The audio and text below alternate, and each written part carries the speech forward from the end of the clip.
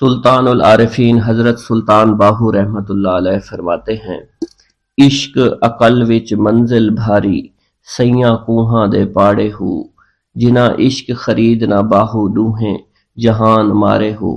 سلطان العارفین حضرت سلطان باہو شور کوٹ سے نکلے، والدہ کے فرمان کے مطابق مشرق سفر کا آغاز کیا۔ آپ سفر کرتے کرتے راوی کے کنارے پہنچے اور وہاں آپ نے مقامی لوگوں سے حضرت شاہ حبیب قادری کے متعلق سنا، ان سے ملنے کی خواہش پیدا ہوئی۔ شاہ حبیب قادری کا شمار کشف و کرامات بزرگوں میں ہوتا تھا اور ان کی بے شمار کرامات زبان زد و عام تھی۔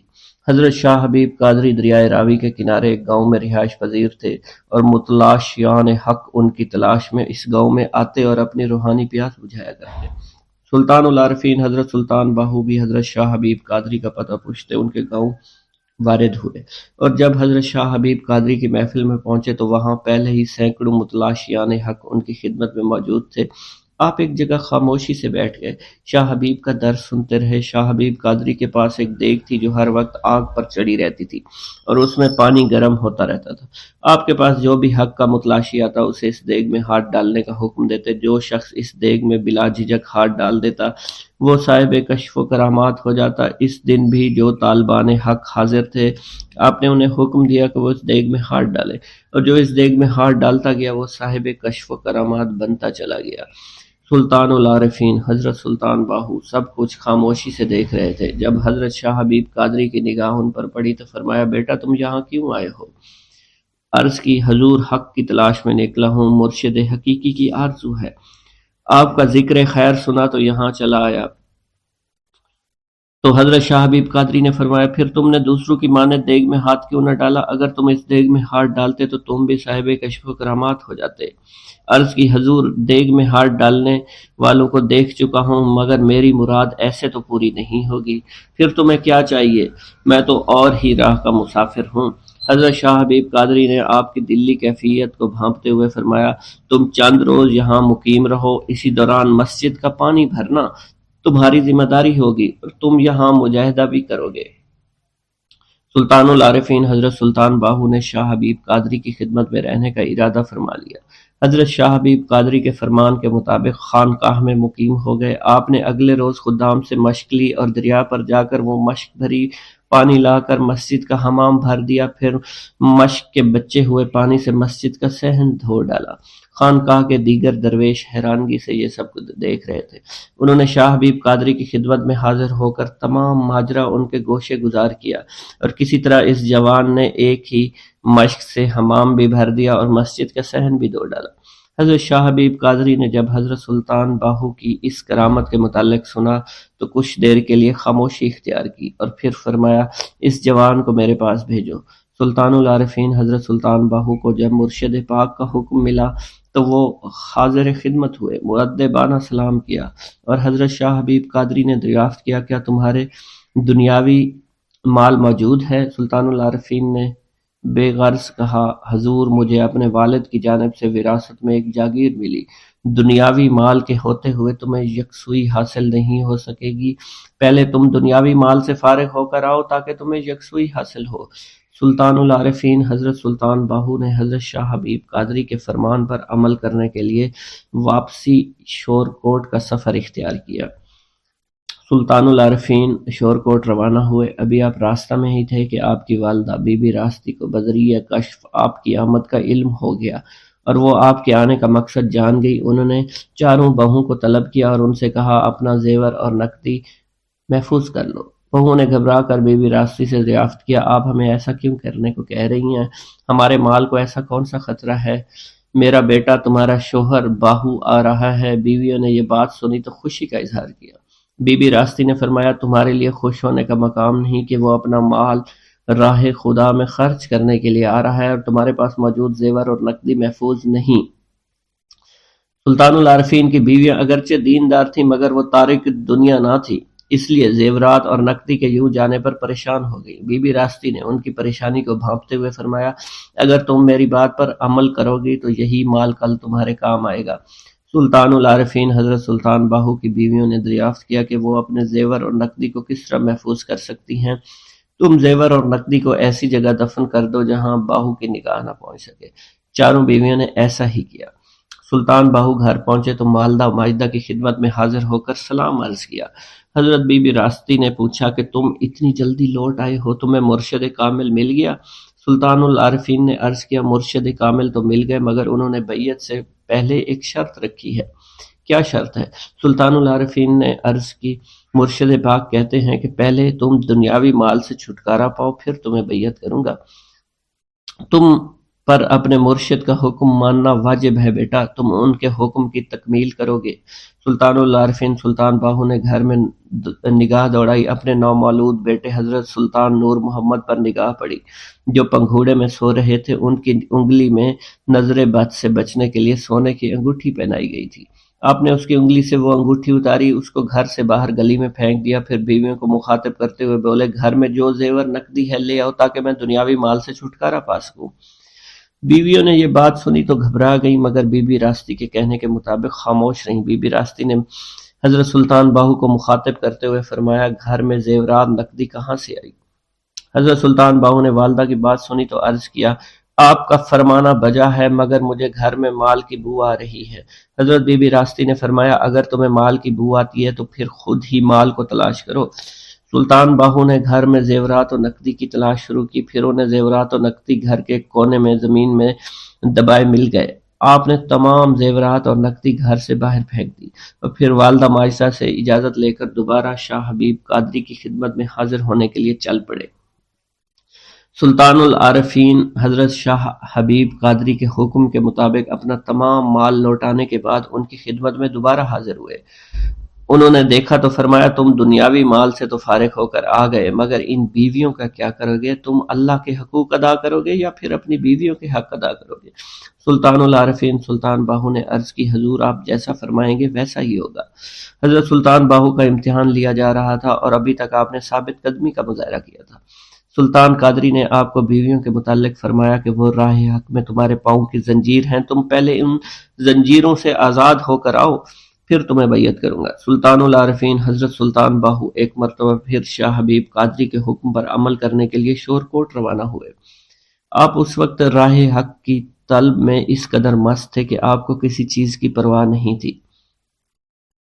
हजरत सुल्तान बाहू शाह हबीब कादरी की बारगाह से निकले और शोरकोट की जानिब रवाना हुए तो वालदा माजिदा बीबी रास्ती को बजरिया कश्फ आपकी आमद का इतला हुआ और आपके इरादा की खबर हुई। उन्होंने अपनी चारों बहुओं को एक मरतबा फिर बुलाया, उनसे फरमाया, मेरा बेटा तुमसे हमेशा के लिए ताल्लुक खत्म करने के लिए आ रहा है। इसी तरह उसने माल से पीछा छुड़ाया, इसी तरह वो तुमसे पीछा छुड़ाना चाहता है। लिहाजा तुम होशियार रहना और जब वो आए तो तुम मेरे पीछे छुप जाना कि कहीं ऐसा ना हो कि वो राह हक की मस्ती में सरशार होकर तुम्हारे हक में कोई शरई बात कह दे, यहाँ कहीं तुम्हें तलाक ना दे दे। सुल्तानुल आरिफीन सुल्तान बाहू की बीवियों ने जब हजरत बीबी रास्ती की बात सुनी तो परेशान हो गई। उन्होंने फरमाया, तुम मेरे पीछे छुप जाओ, बाहू किसी भी लम्हे यहाँ पहुंचने वाला होगा। चारों बहुएं हजरत बीबी रास्ती के फरमान के मुताबिक आपके पीछे छुप गईं। इसी दौरान हजरत सुल्तान बाहू घर में दाखिल हुए, वालदा माजिदा को सलाम किया। बाहू, मैं जानती हूँ तू यहाँ किस इरादे से आया है। सुल्तानुल आरिफीन जानते थे कि उनकी वालदा साहिब कश्फ खातून हैं और वो उनकी आमद के मुतालिक बखूबी आगाह हैं, इसलिए आपने अर्ज की कि मुर्शिद पाक का यही हुक्म है, वो चाहते हैं कि मैं आपके पाँव की जंजीरें काट कर उनके पास आऊँ। बीबी रास्ती ने जब सुल्तान बाहू की बात सुनी फरमाया, बेटा हकूक अदा करने की है जो तुम्हारे जिम्मे हैं। अगर तुम्हारी कोई बीवी तुम्हारे रास्ते की रुकावट ना बने और अपने तमाम हकूक माफ कर दे, तुम उनके हकूक की अदायगी से फारिग हो जाओगे, लेकिन जो हकूक तुम्हारे जिम्मे हैं वो कायम रहेंगे। अगर तुम कामिल मुर्शिद की तलाश में कामयाब होकर लौटो तो ठीक, वगरना तुम्हें अपनी बीवियों के हकूक अदा करने के लिए वापसी की जरूरत नहीं। सुल्तानुल आरिफीन सुल्तान बाहू ने जब वालदा माजिदा की बात सुनी, अपनी बीवियों को मुखातिब करते हुए फरमाया, अगर तुम अपनी जबान से इस बात का इकरार कर लो कि तुमने अपने हकूक माफ कर दिए, मैं तुम्हें तलाक दिए बगैर खामोशी से लौट जाऊंगा। चारों बीवियों ने एक जबान होकर अपने तमाम हकूक आपको माफ कर दिए और आप अपनी वालदा माजिदा से इजाजत लेकर शाह हबीब कादरी की खिदमत में हाजिरी के लिए रवाना हो गए। سلطان العارفین جب بیویوں کے حقوق سے آزادی کے بعد حضرت شاہ حبیب قادری کی خدمت میں حاضر ہوئے، انہوں نے جب آپ کو ثابت قدم پایا تو سلسلہ عالیہ قادریہ میں بیعت سے سرفراز فرمایا، اور پھر بھرپور توجہ فرمانے کے بعد فرمایا، باہو کیا دلی مراد پالی؟ سلطان باہو نے عرض کیا، حضور جو مقامات آج مجھ پر منکشف ہو رہے ہیں وہ میرے پنگھوڑے میں مجھ پر منکشف ہو چکے ہیں۔ سلطان العارفین حضرت سلطان باہو کی بات سن کر حضرت شاہ حبیب قادری نے آپ کی آزمائش کا فیصلہ کیا، آپ کی نگاہوں سے اوجھل ہو گئے۔ سلطان العارفین بھی مرشد کے پیچھے روانہ ہوئے، مرشد پاک کے پیچھے ایک جنگل میں پہنچ گئے۔ اس جگہ پر آپ نے اپنے مرشد پاک کو بوڑھے آدمی کی صورت میں دیکھا جو بیلوں کی جوڑی لیے ہل چلا رہے تھے۔ آپ نے اپنے کندھے پر خرقہ پوشوں کی مانند کمبل لپیٹا اور درویش کی سی صورت میں اپنے مرشد پاک کی خدمت میں حاضر ہوئے اور عرض کیا، حضور آپ کیوں تکلیف اٹھاتے ہیں؟ آرام فرمائیں، ہل میں چلائے دیتا ہوں۔ شاہ حبیب قادری یہ سنتے ہی اپنی اصلی صورت میں لوٹ آئے، اور اس کے ساتھ ہی حضرت سلطان باہو بھی اپنی اصلی شکل میں واپس آ گئے۔ جب سلطان العارفین سلطان باہو حضرت شاہ حبیب قادری اپنی اصلی صورت میں لوٹ آئے تو ایک دوسرے کا ہاتھ پکڑ کر چل دیے۔ اچانک شاہ حبیب قادری پھر ایک دم نگاہوں سے اوجھل ہو گئے۔ سلطان العارفین حضرت سلطان باہو ان کے پیچھے روانہ ہوئے۔ آپ نے اس مرتبہ اپنے مرشد کو ہندوؤں کے بازار میں دیکھا۔ اس وقت وہ ایک ہندو برہمن کے روپ میں تھے۔ ان کے ہاتھ میں برتن تھا جس میں زعفران اور دیگر رنگ بھرے ہوئے تھے۔ آپ نے دیکھا مرشد پاک بازار میں موجود ہندوؤں کے ماتھے پر تلک لگا رہے تھے۔ آپ نے بھی اپنا حلیہ بدلا، ہندو نوجوان کی شکل اختیار کر کے دکان پر بیٹھ گئے۔ حضرت شاہ حبیب قادری کا گزر ہوا، مرشد کے سامنے کھڑے ہو کر عرض کرنے لگے، بابا میری پیشانی پر ابھی تلک لگائیے۔ شاہ حبیب قادری نے آپ کی بات سنی تو اسی وقت اپنی اصلی حالت میں لوٹ آئے۔ سلطان العارفین اور سلطان باہو بھی اپنی اصلی حالت میں لوٹ آئے۔ حضرت شاہ حبیب قادری نے سلطان باہو کا ہاتھ پکڑا، ایک جانب چل دیے۔ تیسری مرتبہ پھر ایسا ہوا، شاہ حبیب قادری چلتے چلتے نگاہوں سے اوجھل ہو گئے، مرشد کی پیروی کی، ان کے پیچھے پیچھے چل پڑے۔ اس مرتبہ شاہ حبیب قادری ایک اسلامی شہر میں موجود تھے، ایک غیر معروف مسجد میں کم سن بچوں کو قرآن پاک کی تعلیم دے رہے تھے۔ شاہ حبیب قادری اس مرتبہ اپنی اصلی شکل میں موجود تھے۔ یہ دیکھ کر سلطان العارفین سلطان باہو نے ایک کمسن بچے کی شکل و صورت اختیار کی، قاعدہ پکڑ کر مرشد کی خدمت میں حاضر ہوئے، عرض کی، شیخ مجھے ابھی سبق پڑھائیے۔ سلطان حضرت شاہ حبیب قادری نے آپ کو پہچان لیا، ہاتھ پکڑ کر مسجد سے باہر تشریف لائے اور پھر اپنے گاؤں کی جانب چل پڑے۔ حضرت شاہ حبیب قادری اپنی خانقاہ میں لوٹے تو سلطان العارفین سے فرمایا، باہو تم جس نعمت کے حقدار ہو وہ ہمارے امکان سے باہر ہے۔ سلطان العارفین حضرت سلطان باہو نے مرشد کی بات سنی تو عرض کی، حضور میں کہاں جاؤں؟ حق تعالیٰ وہی کرتا ہے جو اس نے تقدیر میں لکھ دیا ہوتا ہے، اور جو کچھ وہ چاہے وہی ظہور پذیر ہوگا۔ پھر شاہ حبیب قادری نے سلطان العارفین حضرت سلطان باہو سے فرمایا، تم دہلی چلے جاؤ، وہاں میرے مرشد حضرت سید عبد الرحمن قادری موجود ہیں، وہ شاہی منصب دار ہیں، تم ان کی خدمت میں حاضر ہو۔ آپ نے مرشد پاک کا فرمان سنتے ہی دہلی جانے کی تیاری پکڑ لی۔ حضرت شاہ حبیب قادری نے اپنے ایک مرید حضرت سلطان حمید کو آپ کے ہمراہ روانہ کر دیا۔ مناقب سلطانی میں منقول ہے، جب سلطان العارفین حضرت سلطان باہو دہلی کی جانب روانہ ہوئے تو راستہ میں ایک مجذوب شخص ایک جانب سے نمودار ہوا۔ اس نے آتے ہی لکڑی کی ایک قاری ضرب حضرت سلطان حمید کی پشت پر ماری، جس سے وہ بے ہوش ہو کر گر پڑے۔ مجذوب دوبارہ ضرب لگانا چاہتا تھا، آپ تیزی سے آگے بڑھے، مجذوب کا ہاتھ پکڑ لیا۔ مجذوب نے غصے سے آپ کی جانب دیکھا، جلالی لہجے میں بولا، ہمارے راستے سے ہٹ جا، ہمارے کام میں مداخلت نہ کر۔ آپ نے فرمایا، ہم درویش اہل صحو ہیں اور اہل سنت والجماعت ہیں۔ جیسے ہی سلطان العارفین کی زبان مبارک سے یہ الفاظ ادا ہوئے، مجذوب نے اپنا اٹھا ہوا ہاتھ نیچے کیا، خاموشی سے ایک جانب چلا گیا۔ آپ نے سلطان حمید کو ہوش دلائی، جو بدستور زمین پر پڑے۔ کچھ دیر کے بعد جب سلطان حمید واپس ہوش میں لوٹے تو آپ نے فرمایا، اگر وہ تمہیں دوسری مرتبہ مار دیتا تو تم یوں ہی جذب کی حالت میں رہتے، اور پھر ہم تمہیں مستی سے ہوش میں کبھی نہ لا سکتے۔ بسم اللہ الرحمن الرحیم۔ السلام علیکم ویورز۔ سلطان العارفین حضرت سلطان باہو رحمۃ اللہ علیہ کے والد بزرگوار کا نام حضرت بازید محمد ہے۔ آپ کے والد بزرگوار نہایت صالح، پابند شرح، حافظ قرآن اور ایک کامل فقیہ تھے۔ اہل علاقہ ان کی عزت و تکریم کیا کرتے تھے۔ حضرت بازید محمد منصبدار تھے اور پورے علاقے میں اپنی شجاعت کی بدولت مشہور و معروف تھے۔ شاہ جہان آپ کی بہت عزت کیا کرتا تھا اور آپ کی خدمات کے عوض اس نے آپ کو شور کوٹ ضلع جھنگ میں ایک سالم گاؤں بطور انعام دے دیا تھا۔ شاہ جہاں کی جانب سے آپ کو 50,000 بگھے زمین اور چند آباد کنویں بھی بطور جاگیر عنایت کیے گئے تھے۔ سلطان العارفین حضرت سلطان باہو کی ولایت کی پہچان یہ تھی کہ جب شیر خارگی کے زمانے میں رمضان المبارک کا مہینہ آیا تو آپ نے روزے کے اوقات میں والدہ کا دودھ نہیں پیا۔ آپ کے والد بزرگوار حضرت بازید محمد نے گھبرا کر طبیب کو بلایا تو طبیب نے معائنے کے بعد اپنے تجربات کی روشنی میں حضرت بازید محمد کو بتایا، بچے کو کوئی بیماری نہیں، کبھی کبھی یہ ہوتا ہے کہ بچہ بغیر کسی وجہ کے 24 گھنٹے دودھ نہیں پیتا، اگر اگلے 24 گھنٹے بھی بچہ دودھ نہ پیے تو پھر مجھے بتائیں۔ یہ کہہ کر طبیب چلا گیا اور سلطان العارفین حضرت سلطان باہو نے دن بھر دودھ نہیں پیا۔ جب افطار کا وقت ہوا تو حضرت بی بی راستی نے دودھ پلایا تو بڑے شوق سے پی لیا۔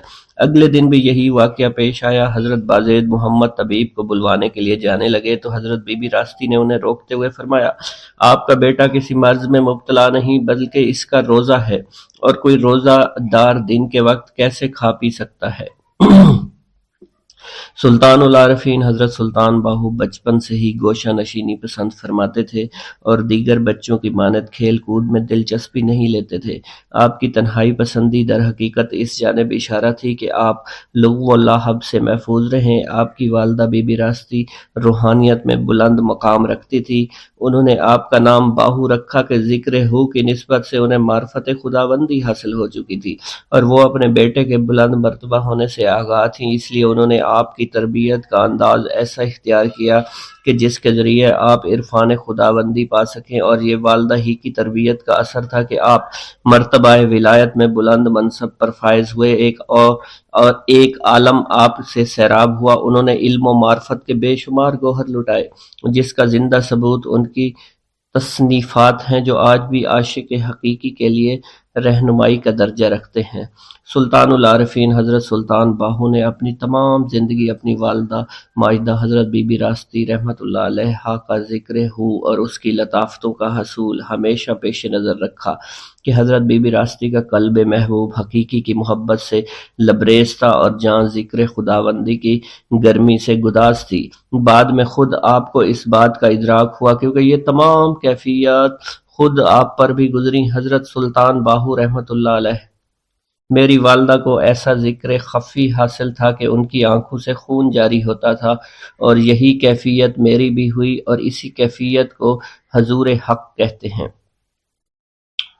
سلطان العارفین حضرت سلطان باہو جب مسند رشد و ہدایت پر جلوہ افروز ہوئے تو آپ نے تصنیفات کا سہارا لیا اور تصنیفات کے اعتبار سے علیحدہ اور نمایاں مقام حاصل کیا۔ آپ نے جو کچھ اپنی تصنیفات میں بیان کیا وہ آپ کے روحانی مقام و مرتبہ کی عکاسی کرتا ہے۔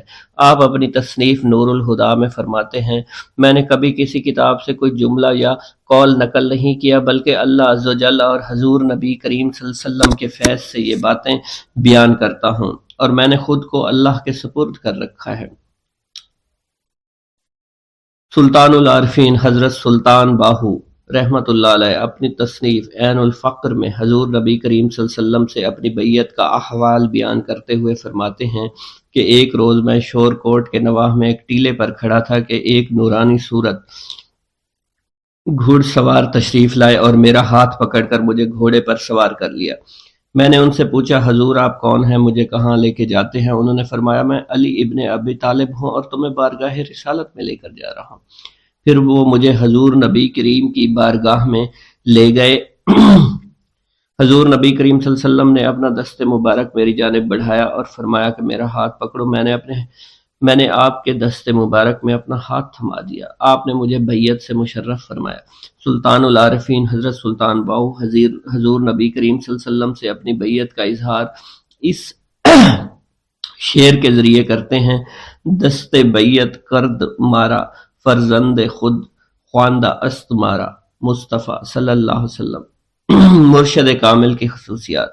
سلطان العارفین فرماتے ہیں کہ جب میں نے حضور نبی کریم صلی اللہ علیہ وسلم کا دست مبارک تھاما تو میری نگاہوں سے تمام حجابات دور کر دیے گئے، مجھے ہر شے یکساں نظر آئی، میری نگاہ لوح محفوظ پر پڑی، پھر حجابات کے دور ہوتے ہی میں نے جو کچھ دیکھا ظاہری آنکھوں سے دیکھا اور جو کچھ سنا وہ ظاہری کانوں سے سنا۔ آپ نے حضور نبی کریم صلی اللہ علیہ وسلم سے روحانی فیوز و برکات کے حاصل ہونے کا ذکر ان الفاظ میں بیان فرمایا ہے۔ اللہ عز و جل نے مجھے ظاہری علوم میں وسیلہ حضور نبی کریم صلی اللہ علیہ وسلم القاح فرمائے ہیں۔ حضور غوث پاک سے بیعت۔ سلطان العارفین حضرت سلطان باہو فرماتے ہیں حضور نبی کریم صلی اللہ علیہ وسلم نے مجھے بیعت کرنے کے بعد میرا ہاتھ حضور غوث اعظم حضرت سیدنا عبد القادر جیلانی رحمۃ اللہ علیہ کے دست مبارک میں دے دیا اور مجھے ان کے سپرد فرما دیا۔ پھر حضور غوث اعظم نے مجھے بیعت کیا اور روحانی فیوز و برکات سے نوازا۔ پھر حضور غوث اعظم نے مجھے نصیحت کرتے ہوئے فرمایا مخلوق خدا کی رشد و ہدایت کا فریضہ انجام دو اور انہیں واعظ و نصیحت کرتے رہو۔ سلطان العارفین حضرت سلطان باہو فرماتے ہیں حضور نبی کریم صلی اللہ علیہ وسلم کا مجھے حضور غوث اعظم کے سپرد کرنا اس بات کو ظاہر کرتا ہے کہ میری تمام روحانی منازل حضور غوث اعظم کے وسیلہ سے طے ہوں گی، اس لیے مجھے حضور غوث اعظم سے دلی وابستگی اور انسیت سی ہو گئی۔ آپ اپنی تصنیف رتب النسان میں غوث اعظم سے اپنی عقیدت و محبت کا اظہار یوں فرماتے ہیں دنیا کے تمام پیر اور مرشد حضور غوث اعظم کے طالب ہیں اور حضور غوث اعظم دنیا کے تمام مشائخ میں سب سے اعلیٰ اور افضل اور بے مثال ہیں۔ حضور غوث اعظم کے سلسلہ عالیہ قادریہ میں وہ برکت ہے جو شخص ایک مرتبہ صدق دل سے اور اخلاص سے زبان سے کہہ دے کہ یا شیخ عبد القادر جیلانی، تو اس پر معرفت اور ولایت کے تمام مقامات واضح اور روشن ہو جایا کرتے ہیں۔ اس واقعہ کے بعد حضرت سلطان باہو محبوب حقیقی کے عشق میں ایسے مستغرق ہوئے کہ ہوش و حواس قائم نہ رہے۔ آپ ہر وقت ذات باری تعالیٰ کے جلال و جمال کے دیدار میں مست رہتے اور تجلیات خداوندی کا مشاہدہ کرتے رہتے۔ مٹا دیا میرے ساقی نے عالم من و تو، پلا کے مجھ کو لا الہ الا اللہ۔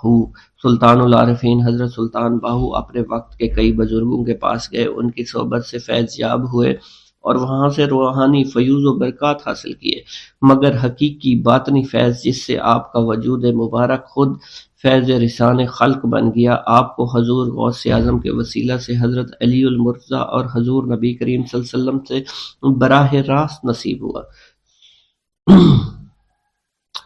والدہ سے بیعت کی درخواست۔ سلطان العارفین حضرت سلطان باہو نے روحانی فیوز و برکات غوث اعظم سے حاصل کیے۔ پھر ایک وقت ایسا آیا کہ آپ کو ظاہری مرشد کی حاجت محسوس ہوئی۔ آپ نے اپنی والدہ کی خدمت میں حاضر ہو کر درخواست کی وہ انہیں اپنا مرید بنا لے۔ بیٹا، میں جو تمہیں دعائیں دے سکتی تھی میں نے تمہیں دی، میری تمام دعائیں تمہاری بھلائی کے لیے ہیں، میں تمہیں اپنا مرید نہیں کر سکتی۔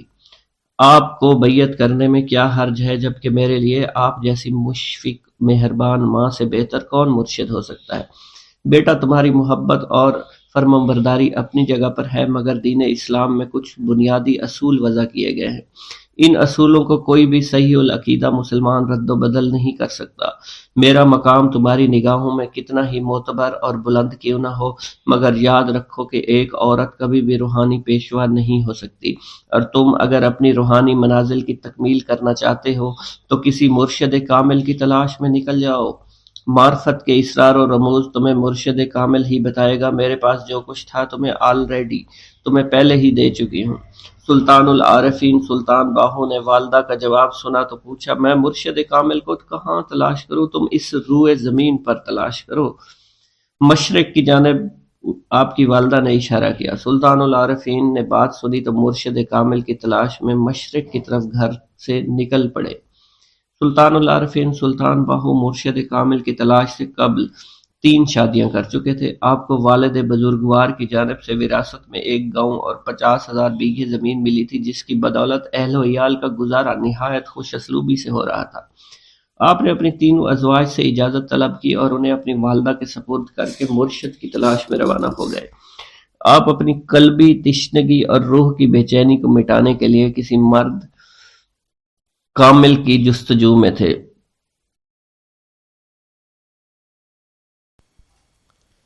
बिस्मिल्लाहिर्रहमानिर्रहीम। अस्सलामु अलैकुम नाज़रीन। सुल्तानुल आरिफीन हज़रत सुल्तान बाहू ने रूहानी फ़यूज़ व बरक़ात हज़ूर गौसे आज़म से हासिल किए। फिर एक वक्त ऐसा आया कि आपको ज़ाहिरी मुर्शिद की हाजत महसूस हुई।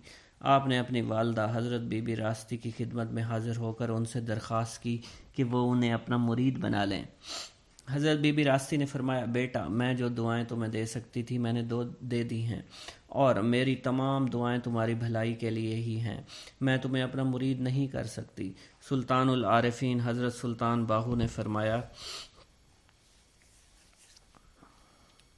आपकी बैयत करने में क्या हर्ज है, जबकि मेरे लिए आप जैसी मुशफ़िक़ और मेहरबान माँ से बेहतर कौन मुर्शिद हो सकता है। हज़रत बीबी रास्ती ने फरमाया, बेटा, तुम्हारी मोहब्बत और फर्माबरदारी अपनी जगह, मगर दीन इस्लाम में कुछ बुनियादी असूल वज़ा किए गए हैं। इन असूलों में सहीउल अक़ीदा मुसलमान रद्द बदल नहीं कर सकता। मेरा मकाम तुम्हारी निगाह में कितना ही मोतबर बुलंद की ना हो, मगर याद रखो कि एक औरत कभी भी रूहानी पेशवा के मनसब पर फायज नहीं हो सकती। तुम अगर अपनी रूहानी मनाजिल की तकमील चाहते हो तो किसी मुर्शद कामिल को तलाश करो और उसके हक़ के बैयत पर होकर अपनी रूहानी मनाजिल तकमील करो। मार्फत के इसरार व रमूज़ तुम्हें मुर्शद कामिल ही बताएगा, और मेरे पास जो कुछ था वो मैं तुम्हें ऑलरेडी पहले ही दे चुकी हूँ। सुल्तानुल आरिफीन हज़रत सुल्तान बाहू ने वालदा का जवाब सुना तो पूछा, मुर्शद कामिल को कहाँ तलाश करूँ? बीबी रास्ती ने फरमाया, तुम मुर्शद कामिल को रूए ज़मीन पर तलाश करो। बीबी रास्ती ने मशरिक़ की जानिब इशारा किया। सुल्तानुल आरिफीन हज़रत सुल्तान बाहू रहमतुल्लाह अलैह ने वालदा की बात सुनी तो मुर्शिद कामिल की तलाश में घर से निकल खड़े हुए। हज़रत सुल्तान बाहू मुर्शिद कामिल की तलाश से पहले 3 शादियां कर चुके थे। आपको वालिद बुजुर्गवार की जानिब से विरासत में एक गांव और 50,000 बिघे ज़मीन मिली थी, जिसकी बदौलत अहल व इयाल का गुजारा निहायत खुश असलूबी से हो रहा था। आपने अपनी तीनों अज़वाज से इजाज़त तलब की और उन्हें अपनी वालदा के सुपुर्द करके मुर्शिद कामिल की तलाश में रवाना हो गए। आप अपनी कल्बी तिश्नगी और रूह की बेचैनी को मिटाने के लिए किसी मर्द कामिल की जुस्तजू में थे। सुल्तानुल आरिफीन हज़रत सुल्तान बाहू मुर्शिद कामिल की तलाश में घर से निकले, मशरिक़ की सिमत रवाना हुए, मुल्तान पहुँच गए। मुल्तान पहुँचने के बाद आपने शेखुल इस्लाम हज़रत शेख गौस बहाउद्दीन ज़करिया मुल्तानी के मज़ार पाक पर हाज़री की सआदत हासिल की। शेखुल इस्लाम हज़रत शेख गौस बहाउद्दीन ज़करिया मुल्तानी का शुमार बरे सग़ीर पाक व हिंद में सिलसिला आलिया सहरवर्दिया के बानी के तौर पर होता है। आपने दीन इस्लाम की तरवीज व इशाअत में भी खसूसी दिलचस्पी ली। आपने बैयत की सआदत शेख शऊख हज़रत शेख शहाबुद्दीन सहरवर्दी के दस्ते हक़ पर हासिल की और खिरका खिलाफत से सरफराज हुए। शेखुल इस्लाम हज़रत शेख बहाउद्दीन ज़करिया मुल्तानी शेखुल इस्लाम के ओहदे पर फायज रहे और एक आलम आपसे फैज़याब हुआ। आपके साहबजादे आरिफ बिल्ला हज़रत शेख सदरुद्दीन आरिफ और पोते कुतुबुल आलम और शाह रुकनुद्दीन वल आलम का शुमार भी साहिब कश्फ व करामात और नाबगाह रोज़गार औलियाए अल्लाह में किया जाता है। सुल्तानुल आरिफीन हज़रत सुल्तान बाहू ने शेखुल इस्लाम हज़रत शेख गौस बहाउद्दीन ज़करिया मुल्तानी के मज़ार पाक पर मराकबा किया। काफ़ी देर तक इसी हालत में बैठे रहे। आप पर नींद का गलबा हुआ। आपने ख्वाब में देखा शेखुल इस्लाम हज़रत शेख गौस बहाउद्दीन ज़करिया मुल्तानी रहमतुल्लाह अलैह तशरीफ़ लाए हैं। फरमा रहे हैं, मुझे गौस आज़म ने तुम्हारी दिलजोई के लिए भेजा है। फिर फरमाया, तुम्हें किसी चीज़ की ज़रूरत है तो मुझे बताओ। आपने अर्ज़ की कि मुझे किसी शय की हाजत नहीं है। शेखुल इस्लाम हज़रत शेख गौस बहाउद्दीन ज़करिया मुल्तानी ने फरमाया, जब आ ही गए हो तो खाली हाथ कैसे भेजा जा सकता है। आपने अर्ज़ की कि हजूर, मुझे किसी शय की हाजत नहीं, आपकी ज़ियारत की सआदत नसीब हो गई, यही मकसूद था। अल्लाह ने मेरा मकसद पूरा फरमा दिया।